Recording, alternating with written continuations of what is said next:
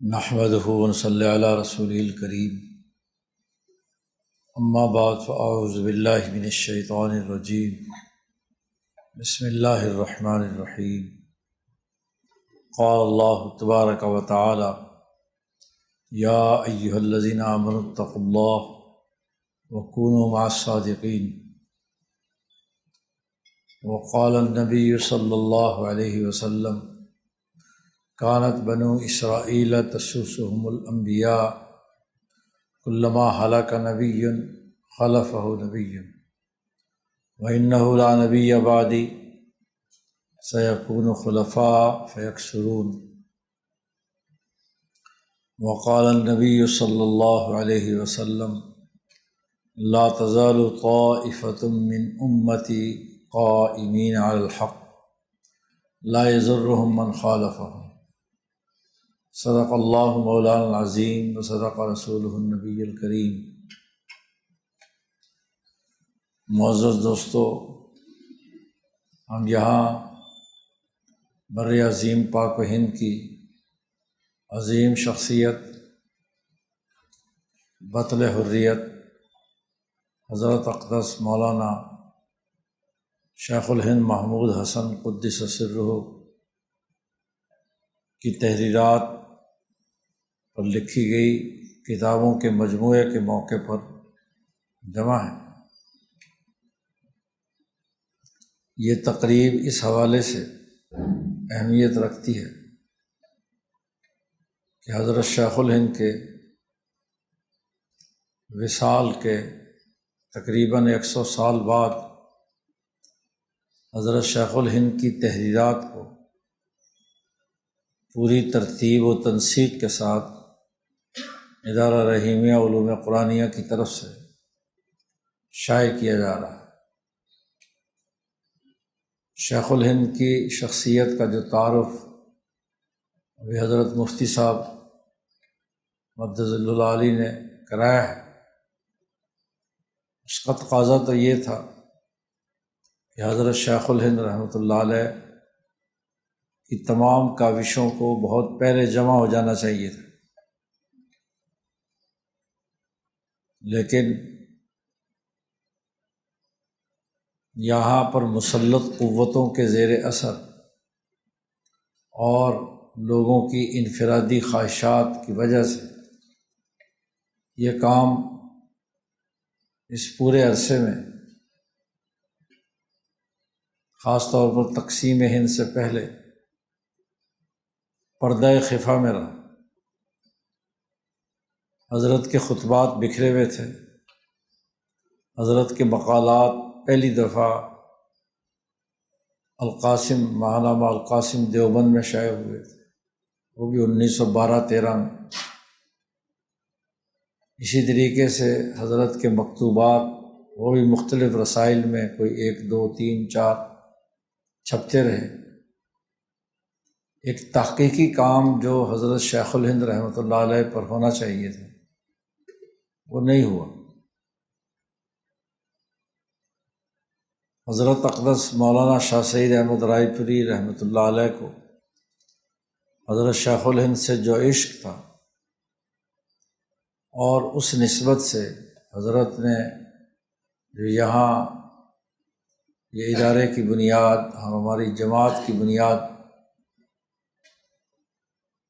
اس خطے کے نوجوانوں اور یہاں کے علماء پر مشتمل تیار کی تھی، تو حضرت کی بڑی خواہش تھی کہ جو حضرت شیخ الہند کے کام کو زیادہ سے زیادہ نمایاں اور مربوط طور پر نوجوانوں تک منتقل کیا جائے۔ وسائل کی عدم دستیابی اور دیگر امور کی وجہ سے یہ کام بہت پہلے نہیں ہو سکا، لیکن الحمدللہ حضرت رحمۃ اللہ علیہ کی توجہ کے نتیجے میں حضرت شیخ الہند کی تمام بکھری ہوئی چیزیں جو بھی دستیاب ہوئی ہیں انہیں یہاں مرتب کر کے دوستوں کے سامنے شائع کیا جا رہا ہے۔ حضرت کے جو بنیادی کام شیخ الہند رحمۃ اللہ علیہ کے، ان تمام کی ترتیب میں ہمارے پیش نظر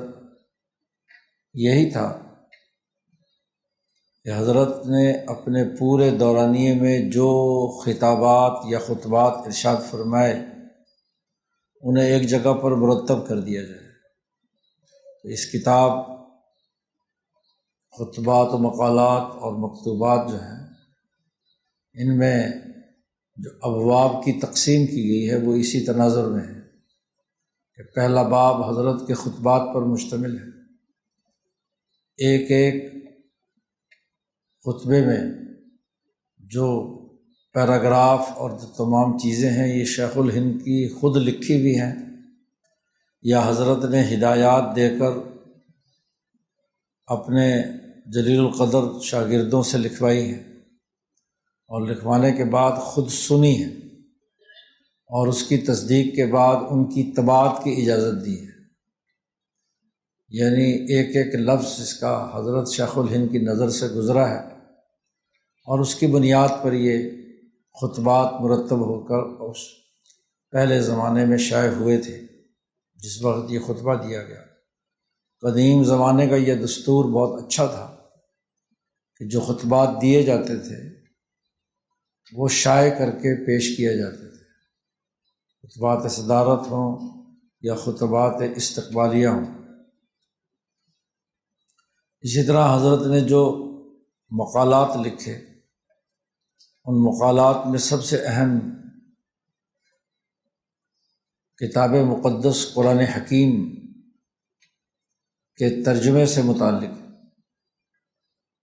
حضرت شیخ الہند رحمۃ اللہ علیہ نے اس بر عظیم پاک و ہند کے اس پورے منظرنامے کو دیکھا جو 1857 کے بعد پیدا ہو چکا تھا۔ قدیم کتابیں اور لٹریچر ایک منظم حکمت عملی کے ذریعے سے ایسٹ انڈیا کمپنی کے دور میں یہاں سے تلف کرایا گیا۔ پنجاب میں باقاعدہ انگریزوں کے قبضے کے بعد تو حالت یہ تھی کہ یہاں بھوک و افلاس پیدا کر کے سرکاری طور پر ایک کمشنر مقرر کیا گیا اور اس کی ذمہ داری یہ تھی کہ یہ پڑھا لکھا پنجاب جاہل پنجاب بنا دیا جائے۔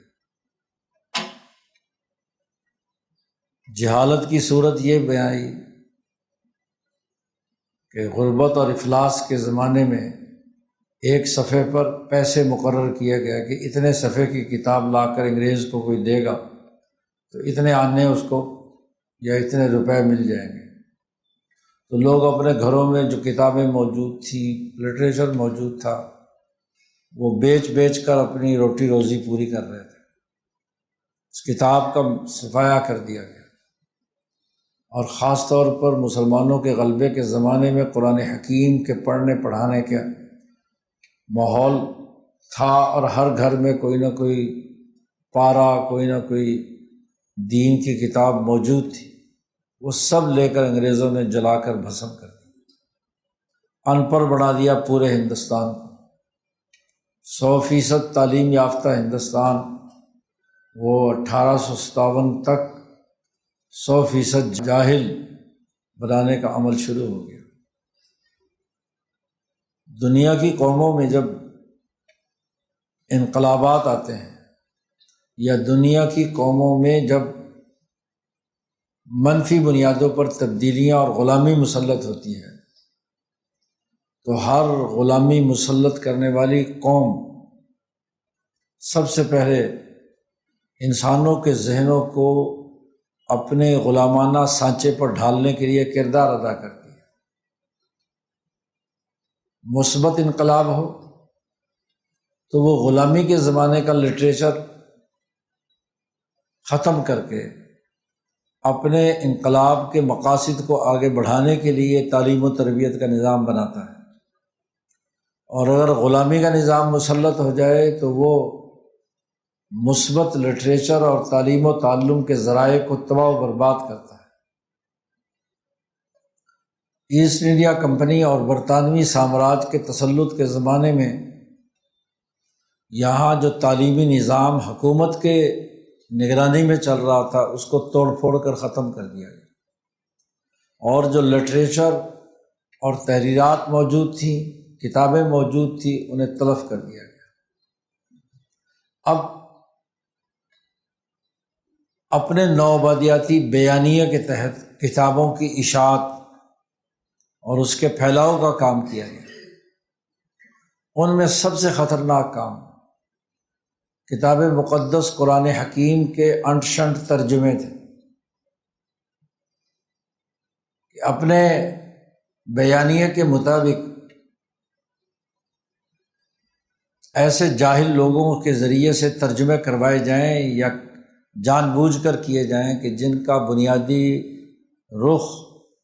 وہ غلامانہ ذہنیت پیدا کرنے کے حوالے سے۔ انقلابی کتاب قرآن حکیم، اس کا ترجمہ اگر اس تناظر میں کیا جائے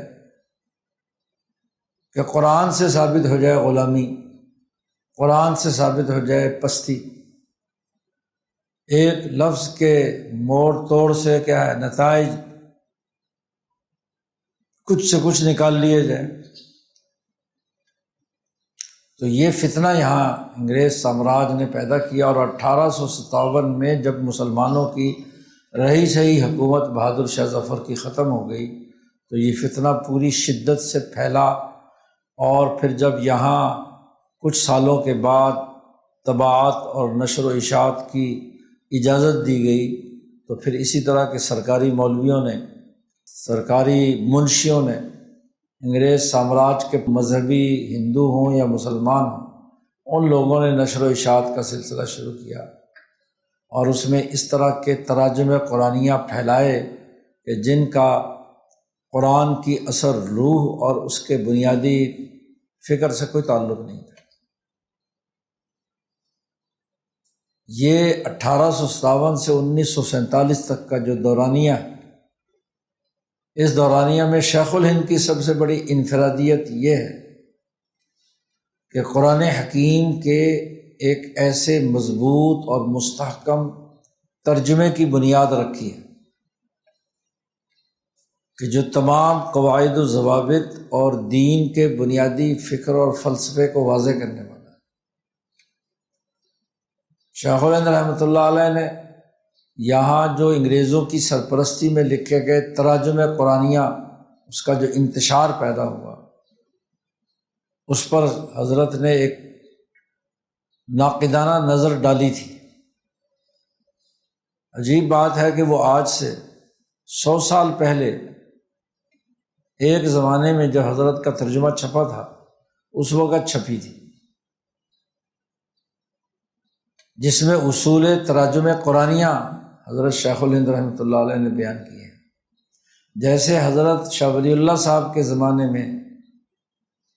قرآن حکیم کے جو تراجم موجود تھے اور ان کا تحلیل و تجزیہ حضرت شاہ صاحب نے المقدمہ فی قوانین ترجمہ میں کیا ہے کہ ہر ترجمے میں کون کون سی کمزوریاں لفظی معنوی حوالے سے رہیں اور اصل ترجمہ کس بنیاد پر ہونا چاہیے، اس کی نشاندہی کی تھی۔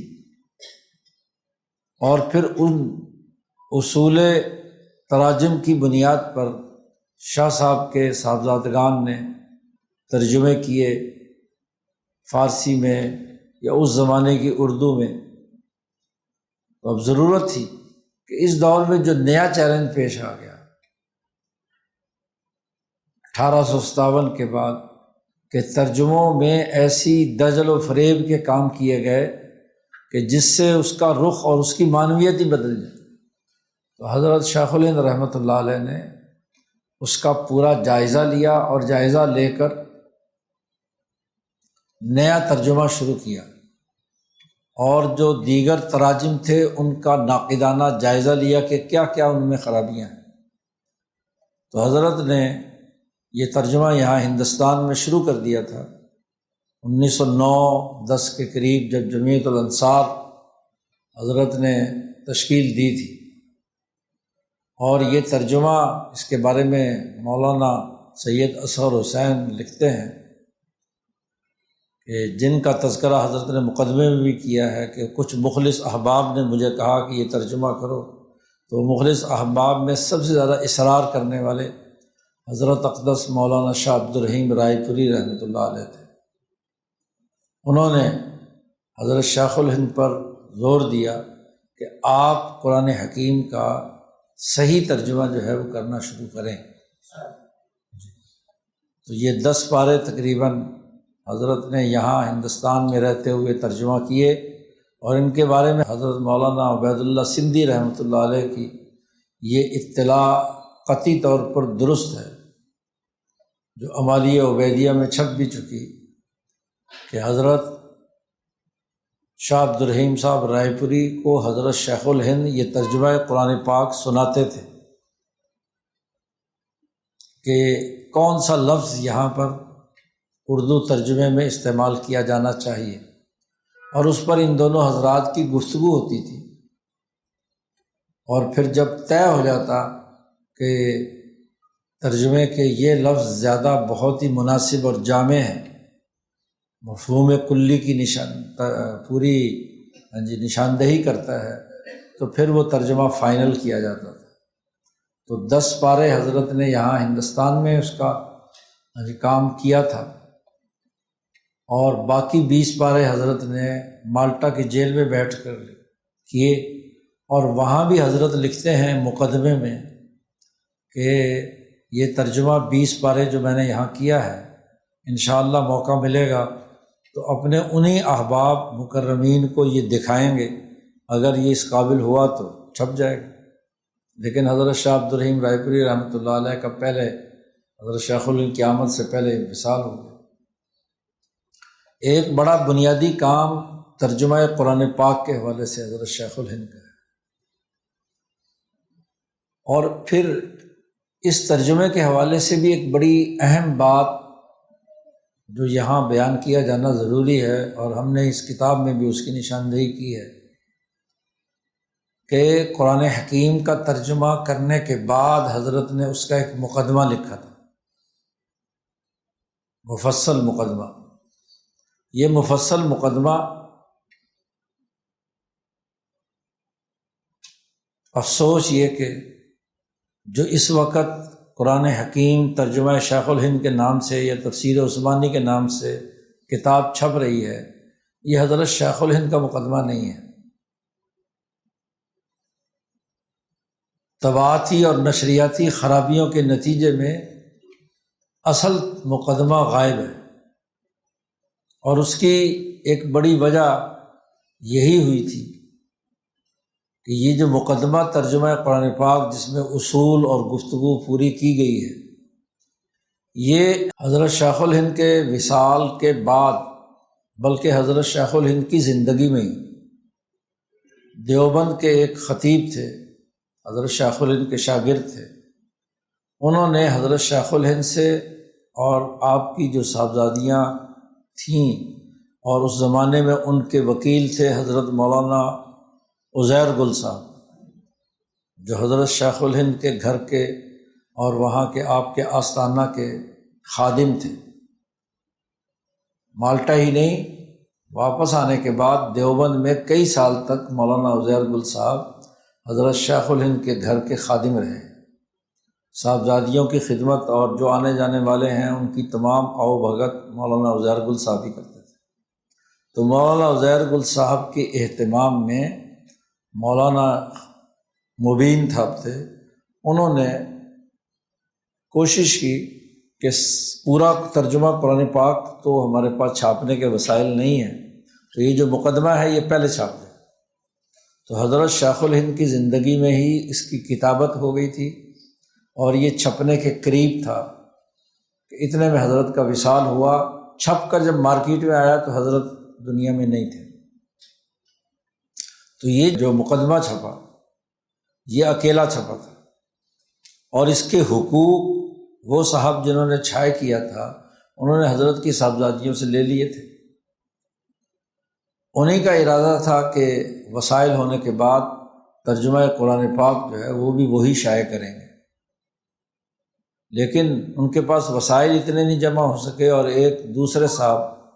جنہوں نے 1926 میں اس کو پہلی دفعہ شائع کیا تھا، آج سے پورے 100 سال پہلے، تو انہوں نے کوشش کی اور انہوں نے حضرت جو صاحبزادیاں تھیں حضرت کی مولانا عزیر گل صاحب کے ذریعے سے انہوں نے قرآن پاک کے ترجمے کی اشاعت کے حقوق لے لیے۔ اب اس کے نتیجے میں مقدمہ وہ اس کے ساتھ شائع نہیں کر سکتے تھے، تو انہوں نے حضرت شیخ الہند کے چھپے ہوئے مقدمے کے اندر بہت سے تغیرات و تبدلات کیے تاکہ قانونی زد سے بچ سکے۔ عبارتوں کی عبارتیں آگے پیچھے کی، ادھر ادھر کی، کسی بھی عالم کو سامنے رکھ کر بہت سی جگہوں پر عبارتیں نکال دی گئیں، جہاں کہیں نئی داخل کی، نئے انداز میں شیخ الہند کی گفتگو کو نقل کیا گیا۔ یہ وہ ایسا سلسلہ نشر و اشاعت کی پیچیدگیوں کی وجہ سے پیدا ہو گیا، کیونکہ پہلے ناشر چاہتے تھے کہ وہ ترجمہ شائع کریں، دوسرا ناشر چاہتے تھے کہ جناب حضرت کا جو مقدمہ ہے وہ ہمیں مل جائے، تو نہ وہ ان کو دے رہے ہیں نہ وہ ان کو دے رہے ہیں۔ تو نتیجہ یہ ہوا کہ مقدمہ پہلے ہی چھپ کر تقسیم ہو چکا تھا، دوسرا مقدمے کے بغیر تفسیر کیسے شائع کریں، تو وہ مقدمے کے اندر تغیر و تبدل کر دیا تاکہ قانونی طور پر ان کے خلاف کیس دائر نہ ہو سکے کہ حقوق جو ہیں ان میں آپ نے دخل اندازی کی ہے۔ اور پچھلے 100 سال سے اس وقت جو ترجمہ شیخ الہند چھپے ہوئے ہیں، اور اس کے آخر میں آج کل چھاپنا شروع کر دیا، پہلے شروع میں چھپتا تھا، یہ مقدمہ اصل مقدمہ شیخ الہند کا نہیں ہے۔ وہ تو ابھی چند سال پہلے کاندھرا کے مولانا نور الحسن راشد صاحب نے وہ جو اصل عکس ہے وہ چھاپ دیا کہ اصل یہ ہے، اور اس میں بہت سے فرق تھے جو وہ انہوں نے واضح کر دیے کہ یہ عبارت کٹ گئی، یہ عبارت آگے کر دی، یہ وہاں کر دیا۔ تو ایک تو حضرت شیخ الہند کے کاموں پر تحقیق کا سلسلہ ہی نہیں ہوا، حالانکہ یہ کام تو دیوبند کی ذمہ داری تھی، دارالعلوم کی ذمہ داری تھی کہ وہ حضرت شیخ الہند کے کام کو پورے اہتمام کے ساتھ پورے اس کے ساتھ شائع کرتے۔ ایک تو یہ ہوا، حالانکہ اس میں جو اصول ترجمہ حضرت نے واضح کیے ہیں کہ اردو ترجمہ نگاری میں قرآن حکیم کے کن بنیادی پہلوؤں کو سامنے رکھنا ضروری ہے، یہ ایک منفرد گفتگو ہے۔ المقدمہ فی قوانین ترجمے کے مقدمہ میں بھی ہم نے اس کی نشاندہی کی ہے، شاہ ولی اللہ صاحب سے لے کر حضرت شیخ الہند رحمۃ اللہ علیہ تک کہ ترجمے کے اصول کے ارتقاء کے مختلف پہلو کیسے آئے ہیں۔ تو اصل جو مقدمہ ہے اس کے نتیجے میں اصول ترجمہ سامنے آ رہے تھے، تو وہ نظروں سے اوجھل رہے ہیں۔ پھر ترجمہ جو ہے یہ شائع ہوا، تو اس کے شائع ہونے پر اس پر جو لوگوں نے آراء دی ہیں وہ بھی پہلی دفعہ ہم یہاں چھپ رہی ہیں۔ وہ پہلے قرآن پاک کے ترجمے میں 1926 میں چھپی تھی جو بزرگوں کی آراء تھی، تو ہم نے وہ بھی اس کے اندر ضمیمے کے طور پر اس کتاب میں آخر میں لگا دی کہ کن کن بڑے بڑے جلیل القدر علماء اور فضلاء نے اس ترجمے پر اپنی اپنی آراء ظاہر کی ہیں، تقریضات لکھی ہیں۔ تو ایک تو حضرت کا کام تھا ترجمہ قرآن پاک کے حوالے سے، اور جو تنقیدات لکھی تھیں غلط ترجموں کے حوالے سے حضرت شیخ الہند نے، پھر حضرت نے احادیث کے حوالے سے جو مقالات لکھے ہیں تو ان کو بھی مرتب کر کے اس کا ایک الگ باب بنا دیا گیا اس کتاب کے اندر کہ یہ مقالات وحی کی عظمت، ایسے ہی لا ایمان لمن لا امانۃ لہ، ایک حدیث کی تشریح حضرت نے بڑی لاجواب کی ہے، اور اس گفتگو کے دوران حضرت نے نشاندہی کی ہے ان کمزوریوں کی اشارتاً کہ جو انگریز کے دنیا یہاں آنے کے نتیجے میں ہمارے معاشرے میں بددیانتی اور خرابیاں پیدا ہوئیں، تو ان کی نشاندہی بھی حضرت شیخ الہند اپنی تحریر میں کرتے ہیں، ایک منفرد تحریر ہے۔ تو مقالات جو قرآن سے متعلق تھے اس پر دوسرا باب بنایا گیا، اور جو مقالات احادیث سے متعلق تھے اس پر تیسرا باب میں حضرت کی تمام تحریرات جمع کر دی۔ اسی طرح حضرت رحمۃ اللہ علیہ نے، شیخ الہند نے اس ہندوستان میں فقہ و فتاویٰ کے حوالے سے ایک نیا پیٹرن متعارف کرایا۔ عام طور پر فقہ کے مسائل جو انفرادی یا افراد کو جو پیش آتے ہیں ان پر عام طور پر فتاویٰ کا سلسلہ کیا جاتا ہے،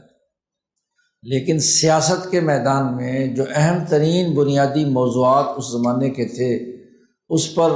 عام طور پر مفتیان کی توجہ نہیں تھی۔ حضرت کے زمانے میں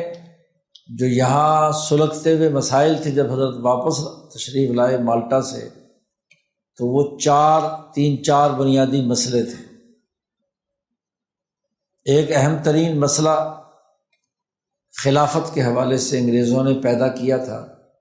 کہ یہ جو عثمانیوں کی خلافت ہے، شرعی طور پر اس کی قانونی اہمیت کیا ہے۔ حضرت شیخ الہند پر جس فتوے پر دستخط کا دباؤ شریف مکہ نے مکہ مکرمہ میں ڈالا تھا وہ یہی تھا کہ الائمۃ من قریش کی حدیث اس بات کا تقاضا کرتی ہے کہ جو مسلمانوں کا خلیفہ ہو وہ قریش ہو، اور یہ جو عثمانی ہیں یہ ترک ہیں، یہ قریشی نہیں ہیں، تو ان کی خلافت اور حکومت شرعی طور پر ناجائز ہے، اور دنیا بھر کے مسلمانوں کو خلافت ان سے چھین لینی چاہیے۔ اور یہی لالچ شریف مکہ کو دیا تھا کہ وہ ہاشمی تھا کہ ہم تجھے خلیفہ بنا دیں گے، تم عثمانیوں کے خلاف بغاوت کرو۔ تو مسئلہ خلافت اس پر حضرت شیخ الہند پر دباؤ ڈالا گیا مکہ میں، بلکہ وہاں کا بڑا مفتی اعظم مکہ جو تھا وہ حضرت شیخ الہند کے پاس اس نے اپنا وہ محضر نامہ بھیجا اس پہ دستخط کریں، تو حضرت نے صاف انکار کر دیا۔ بھئی ایک تو 500 سال پرانی خلافت عثمانیہ جس پر پوری دنیا میں عالم اسلام قائم رہا، آج 500 سال بعد وہ غیر شرعی ہو گئی اور قریش کے حکمرانی کی حدیث کی بنیاد پر اس کو ناجائز قرار دیا جائے گا، تو یہ درست نہیں ہے۔ تو مسئلہ خلافت اس پر گفتگو ہو رہی تھی، تو اس حوالے سے جو حضرت شیخ الہند کی آراء یا حضرت شیخ الہند نے اس کو حل کیا، اور خاص طور پر خلافت کی تحریک جو یہاں چل رہی تھی ہندوستان میں، اس حوالے سے واضح اور دو ٹوک سیاسی اجتماعی موقف اختیار کیا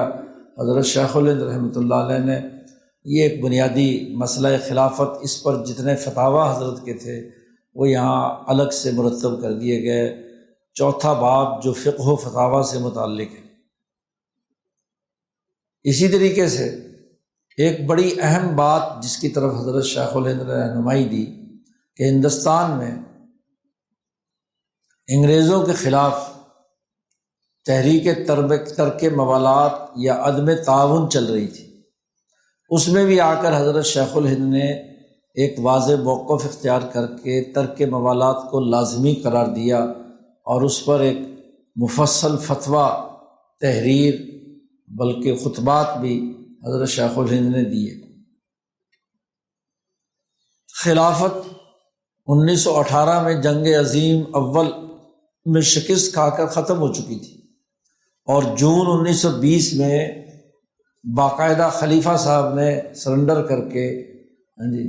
خلافت کا قانوناً خاتمہ کر دیا تھا۔ عملاً تو 1924 میں پھر مصطفیٰ کمال اتا ترک نے اسے ختم کیا۔ تو یہ 1920 کے بعد کی صورتحال میں کہ جب مسلمانوں کے تمام عالمی حکومت ختم ہو کر رہ گئی، تو اب آزادی اور حریت کا کیا طریقہ کار ہے؟ حضرت نے پوری تفصیل کے ساتھ دلائل کے ساتھ واضح کیا کہ اب ایک ہی راستہ ہے، عدم تشدد کی بنیاد پر جدوجہد آزادی کا، اور عدم تشدد کی اس تحریک کے اندر سب سے اہم بات یہ ہے کہ اگر بر عظیم پاک و ہند کے تمام بسنے والے اس برطانوی حکومت سے عدم تعاون شروع کر دیں، سرکاری ملازمتوں سے فارغ ہو جائیں، تمام جتنے بھی کام کرنے والے حکومتی نظام ہے اس سول نافرمانی جسے کہتے ہیں، تو وہ شروع کر دیں، اس کے علاوہ کوئی اور حل نہیں ہے۔ تشدد یا عسکری بنیادوں پر جو جنگی حکمت عملی تھی وہ تو جنگ عظیم اول میں فیل ہو چکی۔ اب تو یہی راستہ ہے کہ یہاں انگریز کے خلاف جدوجہد میں اس ہتھیار کو استعمال میں لایا جائے کہ حکومتی سسٹم چلانے میں یہاں کی مقامی آبادی ان کا ساتھ نہ دے۔ 60,000 انگریز ہیں، کوئی لاکھ کے قریب ہوں گے، یہ اپنا نظام اگر اپنا نافذ کرنا چاہیں تو، لیکن نیچے کا تمام کا پورا سٹرکچر جو ہے یہ جب عدم تعاون اور وہ اس سسٹم کا اعلی کار نہیں بنے گا تو آج نہیں تو کل سسٹم تو افراد کی طاقت کے بغیر نہیں چلتا۔ یہ حل 1920 میں حضرت شیخ الہند رحمۃ اللہ علیہ بیان کر رہے ہیں، اور پچھلے 100 سال کی تاریخ اس حقیقت کی نشاندہی کرتی ہے کہ اس کے علاوہ آج تک اس سے بہتر کوئی حل نہیں ملا۔ حضرت شاہ سید احمد رائے پوری رحمۃ اللہ علیہ اسی تناظر میں فرمایا کرتے تھے کہ بھائی تم لوگ جو ہے عوام کو، نوجوانوں کو مخاطب کر کے کہتے تھے تم تو اس نظام کے اعلی کار ہو، تم یہاں کے افسر کی گاڑی چلاتے ہو، تم اس کے لیے کھانا بناتے ہو، اس کے دفتر میں لا کر پانی دیتے ہو، اس کا کلرک بن کر کام کرتے ہو۔ یہ تو سارے کے سارے چند لاکھ جو افسران ہیں کسی بھی شعبے کے، یہ تو خود ڈرپوک ہیں، کام کرنے کی اہلیت نہیں رکھتے۔ اور اگر خانسامہ کہے کہ جی میں نے آج کھانا نہیں تیار کرنا، جی کلرک کہے کہ میں نے کیا ہے قلم چھوڑ ہڑتال ہے میری، جی، اور دوسرے لوگ کام کرنے والے کام کرنا چھوڑ دیں تو یہ بزدل تو اٹھ کر پانی کا گلاس بھی نہیں پی سکتے۔ حضرت اپنے خطابات میں فرمایا کرتے تھے شیخ الہند کی اس حکمت عملی کو۔ تو اس لیے تم ان کے اعلی کار بنے وہ اس سسٹم کے، تو نوجوانوں جاگو اور اپنے حقوق کے لیے کیا ہے اپنی اجتماعیت پیدا کرو۔ اب ایک آدھ آدمی اگر سرکاری ملازمت چھوڑ بھی دے تو اس سے تو مسئلہ حل نہیں ہوگا نا، مسئلہ تو اس تنظیمی اور اجتماعی طاقت سے ہوتا ہے کہ پوری کی پوری اجتماعی طاقت کے ساتھ تمام لوگ جو ہیں وہ اپنا کام کرنا چھوڑ دیں تو اس کے بعد پورا نظام دھڑام سے گر جائے گا۔ اب 1920 میں حضرت شیخ الہند باقاعدہ اس کے شرعی دلائل دے رہے ہیں اور فتوے سے واضح کر رہے ہیں، حتیٰ کہ علی گڑھ کے طلباء انہوں نے ایک باقاعدہ استفتاء بھیجا حضرت شیخ الہند کے پاس، اور حضرت شیخ الہند نے اس استفتاء کے کوئی 16 17 18 سوالات ہیں کہ اس سوال یعنی یہ اس معاملے میں ہمیں کیا کرنا ہے، تو حضرت نے نکات وائز ہر سوال کا جواب دیا ہے کہ اگر ہم سرکاری کالج چھوڑ دیں یا اس سرکاری امداد لینا چھوڑ دیں تو یہ مسئلہ ہوگا، یہ کریں گے تو یہ نہ ہو جائے۔ تو ان تمام کے جوابات حضرت شیخ الہند رحمۃ اللہ علیہ نے دیے ہیں، اور جو علی گڑھ جا کر حضرت نے خطبہ دیا ہے جامعہ ملیہ والا، تو اس خطبے کے درمیان میں حضرت نے طلباء کے سوالات اور جوابات بھی حضرت نے پڑھ کر سنائے ہیں،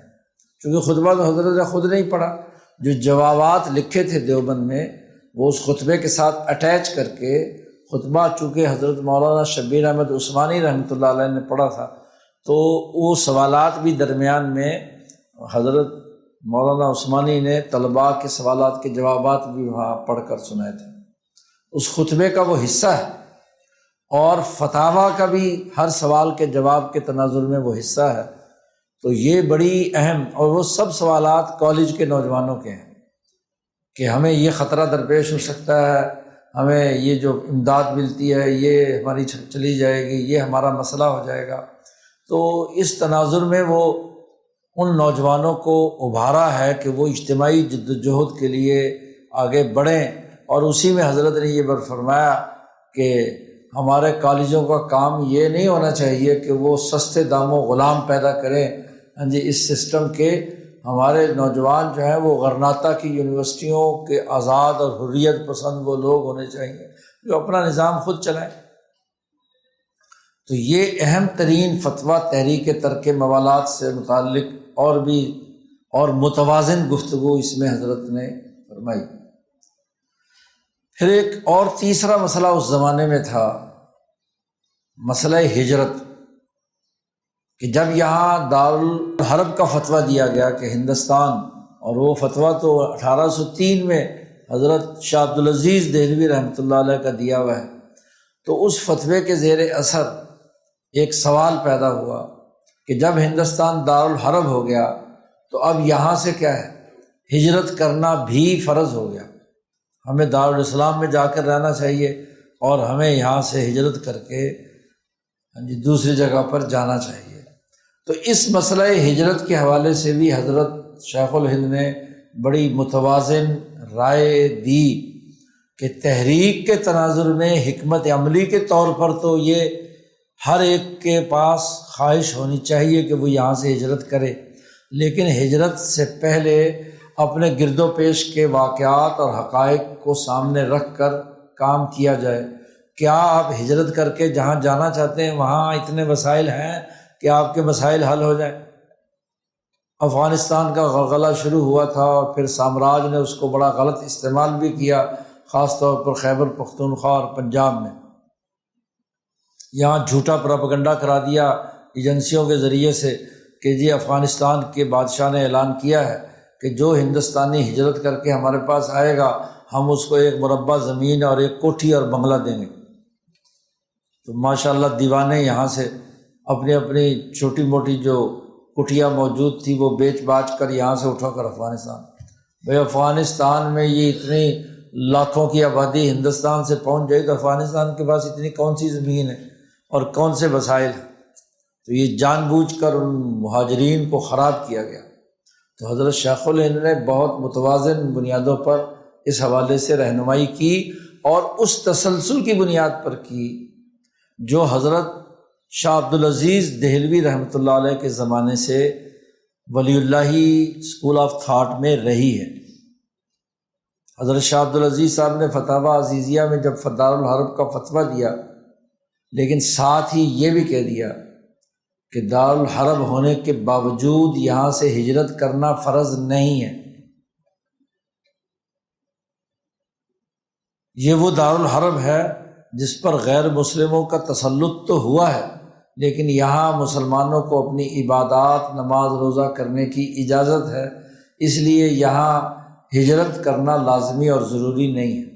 اس پر ایک لاہور کے مولانا عبدالحکیم پنجابی لکھا ہوا ہے فتاویٰ عزیزیہ میں، تو انہوں نے کیا ہے اعتراض اٹھایا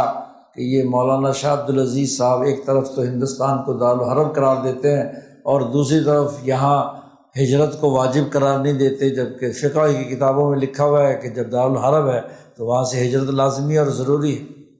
تو حضرت شاہ عبدالعزیز صاحب نے ان مولوی صاحب کا جواب لکھا اور فرمایا کہ دیکھو دارالحرب جہاں آپ پر مکمل دین کی باتوں پر عمل کرنا مشکل ہو جائے، نہ نماز پڑھ سکے، نہ روزہ رکھ سکے، نہ کوئی اور آپ کو جان کا خطرہ لاحق ہو، ہجرت وہاں پر ہے اس دارالحرب سے۔ لیکن جس دارالحرب کے اندر ایسی بات نہ ہو تو وہاں اس دارالحرم میں رہا جا سکتا ہے، اور اس کی بڑی دلیل مکہ مکرمہ کی دی حضرت شاہ عبدالعزیز صاحب نے کہ دیکھو مکہ مکرمہ میں 13 سال نبی اکرم صلی اللہ علیہ وسلم تشریف فرما رہے، وہ دارالحرب تھا کیونکہ کفر کا نظام اور ظلم کا نظام وہاں موجود تھا، لیکن 13 سال تک آپ صلی اللہ علیہ وسلم نے ہجرت نہیں فرمائی، یعنی دارالحرم میں بھی اپنی استطاعت کے مطابق مزاحمتی تصور کے تحت خلافت باطنہ کا نظام بنایا جا سکتا ہے۔ اب اس کے اندر بھی دعوت کے ذریعے سے، یعنی اس کو 2 اور 2 4 کی طرح کی بات کر کے پوری سوسائٹی کے اندر اتھل پتھل پیدا کر دینا ہجرت کے نام پر، یہ بات درست نہیں، بلکہ ایسی جگہ پر اپنے مطلب کے لوگوں کو دعوت دے کر اپنے ساتھ کام کرنے کے لیے اس دارالحرم میں بھی کام ضروری ہے۔ تو ولی اللہ جماعت نے افراد تیار کیے جدوجہد آزادی کے لیے ہی، تو یہ وہ دارالحرب نہیں کہ جس دارالحرب کے اندر رہتے ہوئے ہجرت فرض اور لازمی ہو، حالات کے تناظر میں حکمت عملی بنائی جا سکتی ہے۔ تو تیسرا مسئلہ، مسئلہ ہجرت، جس پر حضرت کے فتاویٰ یہاں ہم نے جمع کیے ہیں، اور چوتھے جو متفرق قسم کے بہت سارے سوالات حضرت شیخ الہند سے کیے گئے، ویسے تو 40 سال حضرت دارالعلوم دیوبند کے اندر فتاویٰ لکھتے رہے، لیکن حضرت کا معمول باقاعدہ فتاویٰ کے اوپر اپنے دستخط کرنے کا نہیں تھا، سوائے چند ایک مخصوص جو اہم ترین فتاویٰ تھے۔ عموماً حضرت کا دستور یہ ہوتا تھا کہ اپنے شاگردوں میں سے کسی کی رہنمائی دے دیتے اور وہ فتویٰ لکھ کر آگے دارالافتاء سے جاری ہو جاتا تھا۔ تو حضرت چونکہ فتاویٰ کوئی نمود و نمائش کے لیے تو نہیں ہے، رہنمائی دے کر ایک، تو فتاویٰ تو بے شمار ہے، لیکن جو دستیاب ہوئے وہ ہم نے یہاں جمع کر دیے۔ قادیانیوں کے مثلاً کفر کا فتویٰ، اس پہ حضرت کے دستخط ہیں، ایسے اور بھی بہت سے جو سیاسی معاملات ہیں ان پر۔ تو چوتھا باب حضرت کے فقہ و فتاویٰ کے حوالے سے۔ ایک باب میں حضرت کے تمام مکتوبات جو دستیاب ہوئے ہیں تو وہ جمع کر دیے گئے، اور اس میں حضرت نے خاص طور پر ایک مکتوب بہت شروع زمانے کا ہے جو نماز کے اوقات کے سلسلے میں ہے، نمازوں کے اوقات کی فلسفی کیا ہے، کیوں یہ 5 وقت کی نماز فرض کی گئی، اور کیوں کس کس وقت میں کون کون سی نماز اور کتنی رکعتیں رکھی گئیں، اس کا ایک تفصیلی حضرت نے جواب دیا ہے۔ حکیم محسن میرٹھی ہیں جو ان کا جواب ہے، اور اس میں حضرت نے وہ ساری گفتگو کی ہے۔ تو اس کے شروع میں لکھا ہے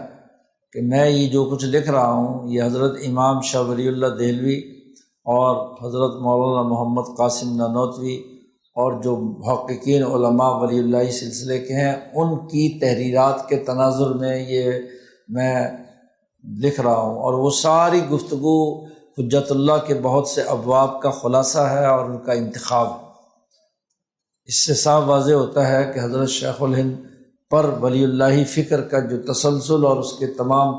اس کی جو فلسفی ہے وہ ان کے پیش نظر ہے۔ اسی طرح اور جو مکتوبات، مثلا حضرت شیخ الہند رحمۃ اللہ علیہ کے بہت سے مریدین اور متوسلین تھے، تو ان کی ہدایت کے لیے ذکر و اذکار کے حوالے سے، ان کی قلبی حالت کے حوالے سے ان کو حضرت نے رہنمائی دی ہے۔ تو جو ہمیں کوئی 60 کے قریب مکتوبات حضرت کے ملے ہیں تو ہم نے اسے ایک جگہ پر جمع کر دیا۔ اسی طرح حضرت شیخ الہند رحمۃ اللہ علیہ نے اس پورے دورانیے میں اپنے جو عزیز القدر شاگرد ان کو اجازت حدیث دی تھی، اسانید تو وہ اکثر عربی زبان میں ہیں، تو مختلف جو حضرات کو اسانید دی تھی اس کے لیے ایک الگ باب میں ان تمام کو جمع کر دیا گیا۔ خاص طور پر دارالعلوم دیوبند کی جو سند تفصیلی طور پر جاری ہوتی تھی وہ بھی ہمیں یہاں دستیاب ہو گئی۔ ہمارے ایک دوست وہ یہاں مانسیرہ میں ایک بڑے پرانے عالم گزرے ہیں الائی کے علاقے میں، سید عبدالخالق بخاری، 1910 میں ان کو دارالعلوم دیوبند کی سند جمیل الانصار کے زمانے کی ملی۔ اس میں بڑی تفصیل کے ساتھ دارالعلوم نے جو سند جاری کی ہے اس سے اندازہ ہوتا ہے کہ اس میں پورا فکر پوری سند میں بھر دیا، آیات اور احادیث جمع کر کے ایک طالب علم جس کو سند جاری کی جا رہی ہے پورا ایک نظریہ دے دیا گیا، تو یہ پورا کا پورا عمل جو ہے وہ اس سند سے سامنے آ جاتا ہے۔ اور شیخ الہند کی اپنی مختصر جو اپنے قلم سے چند سطروں میں مختلف شاگردوں کو دی ہیں تو وہ اسانید جمع کر دی ہیں۔ اس طرح شیخ الہند کی جو پوری تاریخی جو کاوشیں دستیاب ہوئی ہیں، تمام چیزیں تو بے شمار ہو سکتا ہے اور بھی بہت سی ہوں، تو وہ دستیاب چیزیں سب اس کتاب کے اندر جمع کر دی گئی ہیں۔ ایک تو بنیادی کام اس حوالے سے ہوا، اور دوسرا یہ کہ حضرت نے مالٹا کی جیل میں بیٹھ کر ترجمہ قرآن پاک مکمل کرنے کے بعد صحیح بخاری کے جو ابواب ہیں ان میں حضرت شیخ الہند نے شاہ ولی اللہ صاحب کے رسالے کے تناظر میں اور کچھ نئے پہلو سامنے رکھ کر حضرت نے اس کے اصول کلیہ مرتب اور مدون کیے ہیں۔ چونکہ حضرت نے تقریباً ساری عمر بخاری پڑھائی ہے، تو بخاری کے پڑھانے کا جو انداز اور اسلوب ہے اس تناظر میں حضرت نے یہ وہاں گفتگو کی ہے۔ اب مالٹا کی جیل میں صرف ایک بخاری کا نسخہ تھا، وہ مصر کا، اس پر بھی کوئی حاشیے نہیں تھے، اس کو سامنے رکھ کر لیکن حضرت شیخ الہند نے اپنی ذہانت اور فطانت اور اپنے علمی مطالعے کے تناظر میں یہ کتاب تحریر فرمائی۔ چونکہ حضرت کا سفر وہاں سے رہائی ہو گئی تو یہ کام درمیان میں رہ گیا۔ اس کے صرف 2 کتاب الایمان اور کتاب العلم 2 ابواب پر شیخ الہند کام کر پائے تھے۔ اس کے شروع میں بدء الوحی والا جو باب ہے، اس باب کے بارے میں حضرت کی جو منفرد رائے ہے بڑی اہم ہے کہ یہ کتاب کا مقدمہ ہے، یہ باب نہیں ہے بلکہ مقدمہ ہے، اور اس مقدمے کے تناظر میں یہ احادیث امام بخاری رحمۃ اللہ علیہ نے یہاں جمع کی ہیں، اور پھر ان اصول کلیہ کا اطلاق جب ان اصول کو سامنے رکھ کر ابواب کو سمجھا جائے تو ان کی معنویت سامنے آ جاتی ہے۔ تو یہ 2 کتابیں حضرت شیخ الہند کی اب تک کوشش ہوئی ہے کہ وہ ہمارے ادارے کی طرف سے شائع ہو کر سامنے آ جائیں۔ یہاں ایک چیز کو بھی بہت اچھے طریقے سے سمجھنا چاہیے کہ یہ جو شیخ الہند کا لقب حضرت شیخ الہند کو دیا گیا، اس کی ایک معنویت اس حوالے سے بھی ہے کہ مالٹا کی جیل میں حضرت نے جو غور و فکر کیا اور بین الاقوامی جو رہنما گرفتار تھے ان تمام سے جو حضرت کے تبادلہ افکار ہوئے وہ سارے حریت پسند تھے، جن کو انگریزوں نے پکڑ کر مالٹا میں گرفتار کیا ہوا تھا۔ ابھی جو حال میں مالٹا میں ایک صحافی نے اس زمانے میں ایک کتاب لکھی تھی مالٹا کے حوالے سے، تو اس میں جتنے بھی بڑے بڑے لیڈر ہیں ان کی تصویریں چھپی ہیں، انہی میں وہ تصویر ہے جو آج کل وائرل ہو رہی ہے آپ کے سوشل میڈیا پر، وہ حضرت شیخ الہند کی تصویر، تو عالم ہندی کی تصویر کے نام سے وہ ایک طرف کی تصویر ہے، شیخ الہند کے سامنے کی تو تصویر نہیں ہے۔ تو وہ ملاقات کے بعد جو وہاں حضرت کا جو ذہن بنا، اور پھر ہم نے وہ تفصیل سے حضرت شیخ مدنی کی وہ تمام چیزیں نقل کی ہیں کہ حضرت شیخ الہند کا پوری جیل میں کس طریقے سے استقبال ہوا، اور وہ تمام لوگوں نے آپ کی روانگی کے وقت آپ کو پروٹوکول دیا، وہی نہیں بلکہ پھر راستے میں بھی جہاں جہاں سے حضرت شیخ الہند گزرے ہیں، شیخ الہند کی دنیا کے اندر ان لوگوں کے ہاں کیا عظمت تھی، اور پھر یہاں پہنچنے کے بعد بھی پورے ہندوستان میں بمبئی سے لے کر دیوبند پہنچنے تک جگہ جگہ جو لاکھوں لوگوں نے حضرت شیخ الہند کا استقبال کیا اور ان کو اپنا رہنما مانا، اس کی تفصیلات حضرت شیخ الہند کے حوالے سے اس کے شروع میں نقل کر دی ہیں۔ بات یہاں اس تناظر میں سمجھنے کی ہے کہ 1920 میں کے بعد جب دنیا میں ریاستیں نیشنلزم کی بنیاد پر اپنی سیاسی شناخت پیدا کر رہی تھی، تو ہندوستان ایک نیشن ہے، ایک ایسی اجتماعیت ہے جو اپنے جغرافیائی محل وقوع کے تناظر میں ہندوستان کی اپنی ایک منفرد خصوصیت ہے۔ جیسے عالم عرب کی ایک قومیت، ترکوں کی ایک قومیت، اسی طرح باقی علاقوں کی، تو ہند کی جو قومی شناخت ہے، تو اس قومی شناخت کے تناظر میں حضرت کے لیے یہ لقب اپنی بڑی گہری معنویت رکھتا ہے۔ اور حضرت سندھی جب اس نیشنلزم کی وضاحت یا قومی جمہوریت کی وضاحت کرتے ہیں تو وہ یہ کہ پچھلے 1200 سال میں ہندوستان کی جو ارتقاء کی مختلف شکلیں رہیں مسلم دور میں، یا اس سے پہلے یہاں کے غیر مسلم دور میں جو ہند کی شناخت رہی، بلکہ آدم سے لے کر شیخ الہند تک جو ہندوستان کی شناخت، اس کی تہذیب، اس کا کلچر، حضرت سندھی لکھتے ہیں نا کہ بھئی ہندوستان کو دیوبند کا مکتب فکر کیسے دیکھتا ہے، کس نظر سے دیکھتا ہے، اور وہ نظر وہ ہے جو غلام علی آزاد نے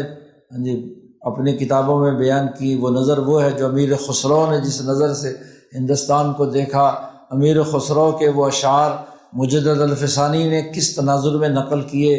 اور حضرت شاہ ولی اللہ صاحب نے ان کا کس طریقے سے تذکرہ کیا۔ تو ہندوستانی نیشنلزم جس کی پوری تفصیلات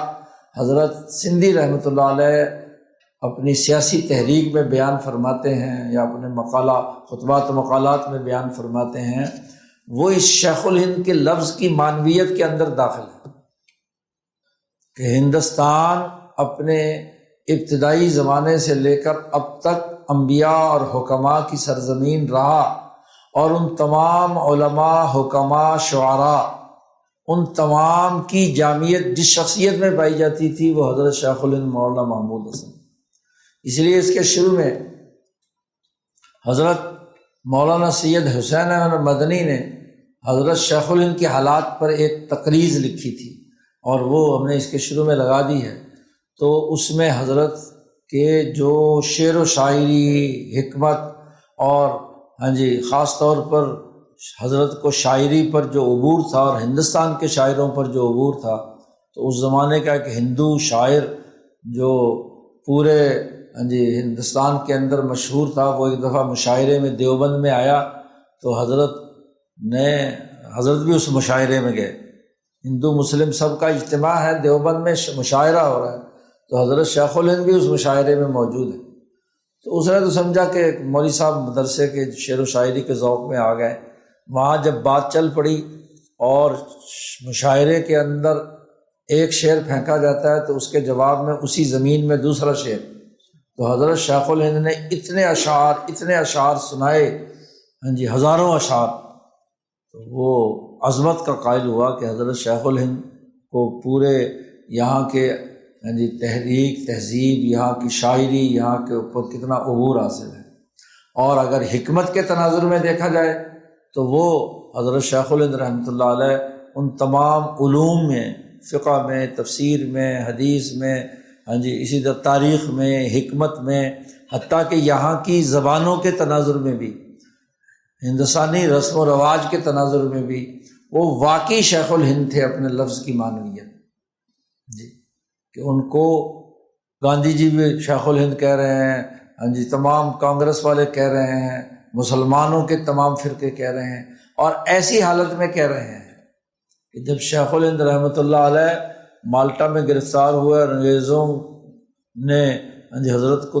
وہاں گرفتار کر لیا، تو یہاں جو حضرت کے خاص شاگرد تھے وہ بچتے پھرتے تھے، حضرت شیخ الہند کا نام نہیں لیتے تھے، بلکہ حضرت شیخ الہند کے گھر کے پاس سے بھی نہیں گزرتے تھے کہ کہیں ہم بھی پکڑے نہ جائیں۔ حالت یہ تھی خوف کی حضرت شیخ الہند رحمۃ اللہ علیہ کی۔ لیکن جب حضرت شیخ الہند واپس آئے تو جناب وہ بھی اپنے آپ کو کہنے لگے کہ ہم بھی شیخ الہند کے شاگرد ہیں۔ یہ پچھلے 100 سال سے بہت سے ایسے لوگوں نے شیخ الہند کے ساتھ اپنا بظاہر ناطہ جوڑا کہ شہرت کو دیکھ کر کہ شیخ الہند مشہور ہوئے تو ہم بھی شیخ الہند کی نسبت کی بنیاد پر مشہور ہو جائیں۔ شیخ الہند کے اصل مشن کو اگر کسی نے چلایا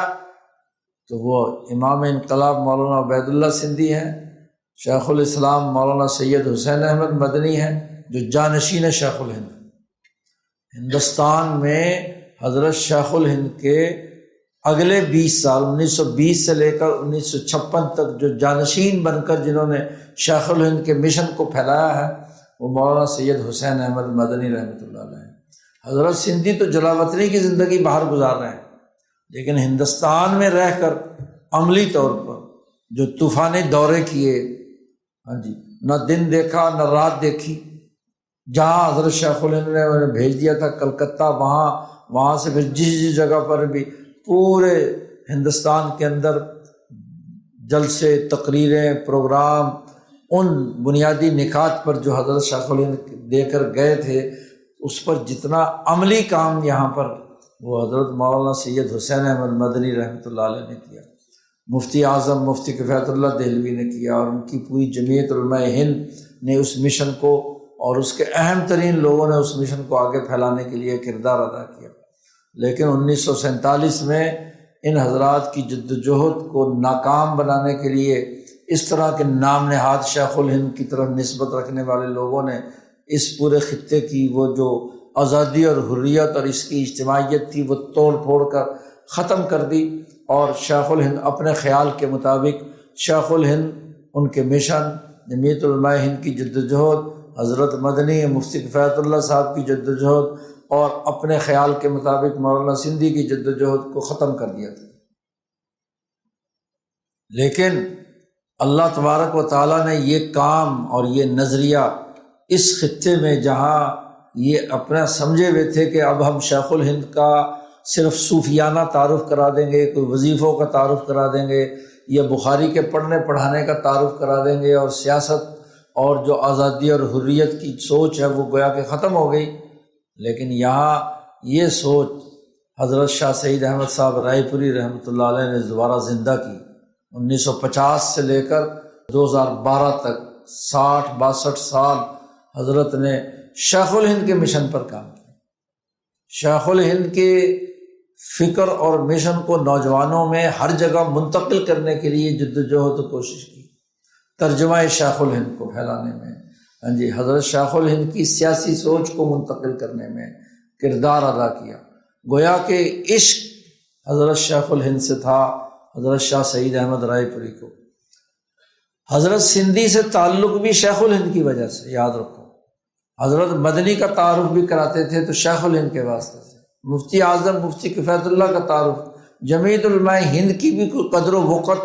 حضرت شاہ سعید احمد صاحب رائے پوری کے دل میں تھی تو شیخ الہند کی وجہ سے۔ شیخ الہند مرکزی شخصیت ہے، اس لیے بار بار فرماتے تھے کہ شیخ الہند کے مشن کو پھیلانے کے لیے کام کرو،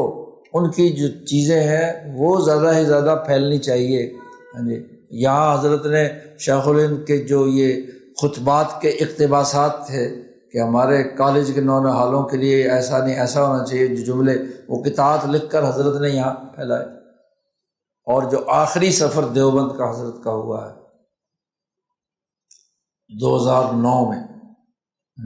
رائے پور، اور رائے پور سے پورا ہمارا وفد جب دیوبند پہنچا ہے تو حضرت پر ایک خاص کیفیت تھی۔ حضرت شیخ الہند کے مزار پر جب ہم پہنچے ہیں مقبرہ قاسمی میں، تو حضرت شیخ الہند کے ساتھ پھر جب دارالعلوم کے محترم مولانا مروب الرحمان صاحب نے حضرت کا کھانا دوپہر کا کیا ہوا تھا تو دفتر اہتمام میں ہم نے کھانا کھایا، تو وہاں بھی حضرت کی گفتگو بات چیت شیخ الہند کے تناظر میں تھی۔ پھر وہ حضرت شیخ الہند کے عزیز تھے رشتہ دار جو حضرت کے مکان پر لے گئے، حضرت شیخ الہند کے مکان پر، تو وہاں جب پہنچے اور انہوں نے حضرت کے سامنے حضرت شیخ الہند کی تلوار، حضرت شیخ الہند کی چادر، حضرت کی ٹوپی، حضرت کے باقی جو تبرکات تھے وہ رکھے، تو حضرت پر ایک خاص کیفیت طاری تھی۔ تلوار لے کر حضرت نے تصویر کھنچوائی شیخ الہند کی، شیخ الہند کی ٹوپی پہن کر کہ اس کا اثر ہمارے اندر آ جائے، اور اس جبے کو یا چادر کو جو ہے اس کو، اور پھر آپ محسوس کر سکتے ہیں کہ دیوبند کی گلیوں میں جب پیدل ہم چل رہے تھے تو لگتا یوں تھا کہ جیسے شیخ الہند کی روح حضرت شاہ سعید احمد صاحب رائے پوری کے اوپر سایہ فگن، اور آج سے نہیں ہے 60 سال سے، کیونکہ جو نسبت اور تعلق حضرت کو شیخ الہند کی محبت کا تھا، اور چونکہ شیخ الہند اور شاہ عبد الرحیم رائے پوری رحمۃ اللہ علیہ دونوں یکجان دو قالب تھے۔ حضرت شاہ عبد الرحیم رائے پوری سے جب پوچھا گیا کہ آپ کو بیماری کب سے لاحق ہوئی تو انہوں نے کہا جب سے شیخ الہند مالٹا میں گرفتار ہوئے۔ مولانا عزیر گل صاحب نے حضرت شاہ عبد الرحیم کے جسم پر ہاتھ لگایا تو تپ رہا تھا بخار سے، تو اس تحریک کی وجہ سے ہی نا مولانا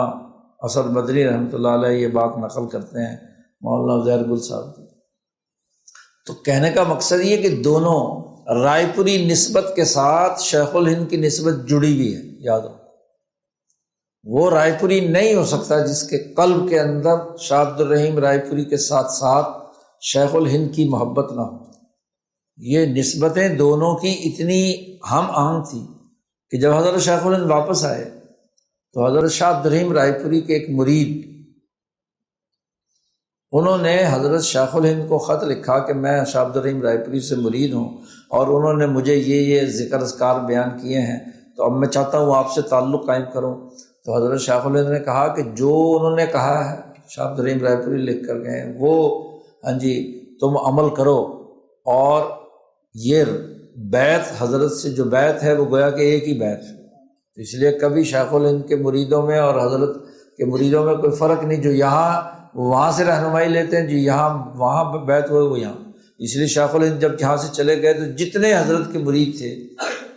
تعلق والے تھے، مفتی کفایت اللہ صاحب اور مولانا جتنے بھی یہاں باقی حضرات پیچھے بچ گئے تھے، وہ سب رائے پور جا کر حضرت سے رہنمائی لے رہے ہیں۔ تو یہ دونوں حضرات ان کی ایک نسبت ہے، اس نسبت میں افتراق نہیں ہے۔ جو کوئی شیخ الہند کا نمائندہ بننے کی دعویٰ کرے اور رائے پوری نسبت سے دور ہو، وہ بھی شیخ الہند کا مکمل جانشین نہیں ہے، ہاں جی، مکمل اس کو ماننے والا نہیں ہے۔ اور جو اپنے آپ کو رائے پوری کہے اور شیخ الہند کا فکر اس کے اندر نہ ہو، شیخ الہند کی سیاست اور ان کی حکمت اس کے اندر نہ ہو، وہ رائے پوری نہیں ہے، کیونکہ یہ ایک جان ہے، جسم دو ہے۔ اور اسی لیے حضرت شاہ عبد الرحیم رائے پوری رحمۃ اللہ علیہ نے اپنے وصال سے پہلے حضرت شاہ عبد القادر صاحب رائے پوری رحمۃ اللہ علیہ سے فرمایا تھا کہ دیکھو شیخ الہند آئیں گے، ضرور آئیں گے جی، اور رائے پور بھی آئیں گے، تمہیں سیاسیات میں اور سیاسیات کے حوالے سے کوئی اجتماعی معاملات میں رہنمائی لینی ہے تو شیخ الہند سے رہنمائی لینی، بلکہ ان کو تینوں خلفاء جو حضرت کے ہیں، مولانا اللہ بخش صاحب بھاول نگری، منشی رحمت علی، ان تینوں سے بلا کر کہا تھا کہ شیخ الہند آئیں گے اور تینوں کے تینوں شیخ الہند کو اپنا سپرد کر دینا کہ ہم آپ کے سپاہی ہیں، جو ہم سے کام لینا چاہیں جی۔ اور حضرت شاہ عبد القادر صاحب رائے پوری نے ترجمانی کرتے ہوئے رائے پور میں جب حضرت تعزیت کے لیے آئے حضرت شیخ الہند حضرت شاہ عبد الرحیم رائے پوری کی، تو انہوں نے اپنے آپ کو حوالے کیا شیخ الہند کے کہ آپ جو ایسے کہیں گے ویسے کریں گے۔ تو حضرت شیخ الہند نے فرمایا کہ میں ابھی تو پہنچا ہوں، تو انشاءاللہ حکمت عملی جو بنے گی تو میں اس سے اطلاع کروں گا۔ حضرت شیخ الہند کا خط بھی بلکہ حضرت شاہ مولانا اللہ بخش بھاول نگری رحمۃ اللہ علیہ کے نام ہے۔ تو یہ پورا ایک ہی سلسلہ ہے۔ تو وہ جو نسبت رائے پور ہے وہ نسبت شیخ الہند کے ساتھ جڑی ہوئی ہے، اور اسی نسبت کی بنیاد پر ان دونوں سلسلوں میں ہمیشہ سے ربط اور تعلق رہا ہے، بلکہ دو کیا سلسلہ ہی ایک ہے، کیونکہ حضرت حاجی امداد اللہ صاحب مہاجر مکی کے خلیفہ ہیں، شیخ الہند بھی، شاہ عبد الرحیم رائے پوری بھی۔ حضرت حاجی امداد اللہ صاحب کے بعد حضرت گنگوہی اور حضرت نانوتوی کے خلیفہ ہیں، ہاں جی، حضرت شیخ الہند رحمۃ اللہ علیہ۔ اور حضرت شاہ عبد الرحیم رائے پوری بھی فرماتے ہیں کہ مجھے بچپن میں حضرت نانوتوی نے کیا توجہ دی تو میرا جسم پانی پانی ہو گیا، اور حضرت گنگوہی کے حضرت شاہ، تو یہ ایک ہی سلسلے کے وہ لوگ ہیں۔ تو یہ نسبت پاکستان بننے کے بعد شاہ سعید احمد رائے پوری رحمۃ اللہ علیہ میں منتقل ہوئی، اور اسی جوش اور جذبے سے حضرت نے ان رائے پور کی خانقاہ کے ان جو ظاہری طور پر مرید ہو کر صرف تصوف کی باتیں کرتے تھے، تو ان کو اسی لیے رد کیا، بلکہ یہ شاہ عبدالعزیز صاحب نے بھی رد کیا کہ جو رائے شیخ الہند کی بات نہیں کرتا، شیخ الہند سے نسبت نہیں رکھتا، اس کا رائے پور سے کیا تعلق ہے؟ تو رائے پوری نسبت اور شیخ الہند کی نسبت ایک نسبت ہے، اور اسی کا اثر ہے کہ یہاں ان حضرات کی جو اجتماعی جد و جہد ہے وہ حضرت نے پورے 60 سال تک یہاں منتقل کی۔ یہ حضرت کا روحانی فیض یہ ہے کہ ہم سب لوگ شیخ الہند کے اس فکر پر کام کر رہے ہیں اور اس پر جد و جہد اور کوشش کر رہے ہیں۔ شیخ الہند کی پوری جماعت جس کے فرد حضرت سندھی، حضرت مدنی، مفتی کفایت اللہ صاحب، شاہ عبد القادر رائے پوری، یہ وہ اجتماعیت ہے جو اس خطے کی شریعت، طریقت اور سیاست میں مرکزی رہنمائی کرنے والی ہے۔ ہمیں اس جماعت کی پوری عظمت اور ان کے فکر و عمل کی قدر کرنی چاہیے، اور وقت نے بتلا دیا کہ یہ حکمت عملی جو شیخ الہند رحمۃ اللہ علیہ نے قائم کی تھی، قوموں نے اس کو نقل کر کے تبدیلی پیدا کر لی۔ بھائی کالج اور علماء کا ملاپ کا جو تصور دیا تھا، اور اپنی اجتماعیت کے ذریعے سے اپنی قوم کی قومی نیشنلزم کی بنیاد پر اپنی قومی تحفظ کے لیے جو تحریک چلائی تھی، ایرانیوں نے اس کی بنیاد پر انقلاب برپا کر کے آج اپنے آپ کو منوا لیا۔ وہاں کا گریجویٹ اور وہاں کا مولوی دونوں، وہ جدید تعلیم رکھتا ہے عالم، اور وہ گریجویٹ وہ اپنا جو ان کا شیعوں کا کانسیپٹ ہے اس کا بھی کیا ہے، ماہر ہے۔ دونوں علم جمع کیے ہیں، تو وہ چاہے کسی بھی شعبے کا تعلیم یافتہ ہے، وہ قومی سوچ کے ساتھ کیا ہے، ہم آہنگ ہیں، ایک جماعت کے طور پر سیسا پلائی ہوئی دیوار۔ تو یعنی پڑوسی ملک نے ہم سے رہنمائی لے کر، خامنہ ہی کہتا ہے کہ ہم نے تو یہ سب کچھ دارالعلوم دیوبند سے سیکھا ہے، اور دارالعلوم دیوبند کی بنیاد اور اس کا جو نمونے کا فرد ہے وہ تو کیا ہے، شیخ الہند مولانا محمود حسن ہے۔ ان سے رہنمائی لے کر وہ اپنے انقلاب کو آج مضبوط بنا رہے ہیں۔ اور جن خطے میں جن لوگوں میں شیخ الہند کا یہ مشن موجود تھا، اور ہم خواب غفلت میں پڑے ہوئے ہیں، ہمارے اندر افتراق و انتشار پیدا کر کے پہلے تو ہندوستان کی وحدت کو توڑا گیا، قومیت کا تصور ختم کر دیا گیا، ٹکڑوں میں بانٹ دیا گیا، اور پھر جو باقی شمال مغربی ہند مسلم اکثریتی علاقہ تھا اس کے اندر مختلف تفریقات اور انتشار پیدا کر کے سامراج کے اعلی کار قوتیں پیدا کر کے یہاں ملا مصر کی تقسیم پیدا کر کے فرقے پیدا کر کے مذہبی شناختیں پیدا کر کے اور کوئی جدید عصری تحریکات چلا کر تو یہ انتشار پیدا کر کے جو وحدت قومیت کی بنیاد پر اسلام کی بنیاد پر شیخ الہند جسے واضح کر رہے ہیں سیاسی حکمت عملی، اس کو فیل کر دیا گیا۔ لیکن ان تمام مشکل حالات کے باوجود حل وہی ہے جو 100 سال پہلے شیخ الہند نے بیان کیا تھا، اور اس کا تجربہ بھی دنیا بھر میں لوگ کر چکے ہیں۔ بھائی کانگریس کا تجربہ ساؤتھ افریقہ والوں نے استعمال کر لیا، انہوں نے افریقن نیشنل کانگریس بنائی اور اپنی آزادی کا راستہ ہموار کیا۔ اور شیخ الہند کا تجربہ جو ملا اور مصر کی تقسیم ختم کر کے قومی اجتماعیت کے ساتھ تھا، وہ ایران نے تجربہ کر لیا، اور یہاں ہم ان تمام تر وسائل اور تمام تر چیزوں کی موجودگی کے باوجود آج بھی اپنی اس ضد اور ہٹ درمی میں مبتلا ہیں کہ ہم نے مذہبی بنیادوں پر تقسیم برقرار رکھنی ہے، ہم نے جدید اور قدیم کی تقسیم برقرار رکھنی ہے، علم کو بطور علم کے، ریاست کو بطور ریاست کے، سیاست کو قومیت کے بنیاد پر، اور معیشت کو اپنی دھرتی، اپنے دھرتی کے وسائل کی حفاظت کے تناظر میں جو وجود میں آنا چاہیے وہ سوچ ہماری نظروں سے غائب ہے۔ اس لیے آج جتنی بھی رکاوٹیں ہیں ان میں اس شیخ الہند کے فکر اور نظریے کو یا جو علماء حق کی اجتماعیت کے پیش نظر رہا ہے اور وہ خطے کی معروضی تناظر میں ہے تو اسے اختیار کرنے کی ضرورت ہے۔ مشکلات تو ہوتی رہیں گی، اس کو فیل کرنے کے لیے شیعہ سنی کا جھگڑا یہاں پیدا کیا گیا، اس کو فیل کرنے کے لیے فساد افغانستان کا ڈھڈورا پیٹا گیا، یہاں لڑائی جھگڑے پیدا کیے گئے، تفریق اور تقسیم کے کام کیے گئے، تو یہ رکاوٹیں تو آتی رہیں گی، لیکن کیا ہم اس کے سامنے ہتھیار ڈال دیں اور کوئی کام نہ کریں؟ ہمیں آج بھی شیخ الہند کے اس فکر، اس نظریے اور اس اجتماعیت کو سامنے رکھ کر جو امام شاہ ولی اللہ دہلوی سے لے کر اب تک چلی آ رہی ہے، اس کی بنیاد پر اپنی جدوجہد جاری رکھنی ہے۔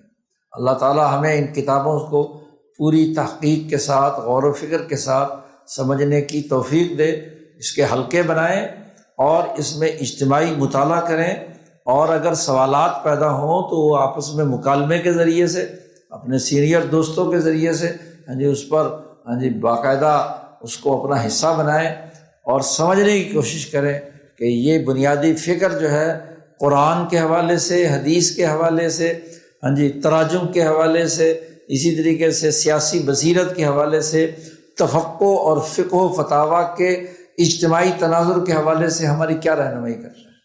ہیں۔ تو ان تمام چیزوں کو سامنے رکھ کر ہم ان کتابوں کا مطالعہ کریں گے تو انشاءاللہ ہمارے سامنے راستہ کھلے گا اور جد و جہد جاری رہے گی۔ ہمارے نوجوان ماشاءاللہ اچھی صلاحیتوں والے ہیں، وہ اپنی صلاحیتوں کو استعمال میں لائیں گے تو ضرور اس خطے کے دن تبدیل ہوں گے۔ اللہ تعالیٰ ہمیں اپنے ان بزرگوں کی اتباع میں قبول فرمائے اور اس کے مطابق ہماری جد و جہد کو قبول فرمائے، دنیا کے اندر بھی ہمیں کامیابی، ترقی، عزت و وقار نصیب فرمائے اور آخرت کی کامیابی بھی نصیب فرمائے۔ وآخر دعوانا الحمد للہ رب العالمین۔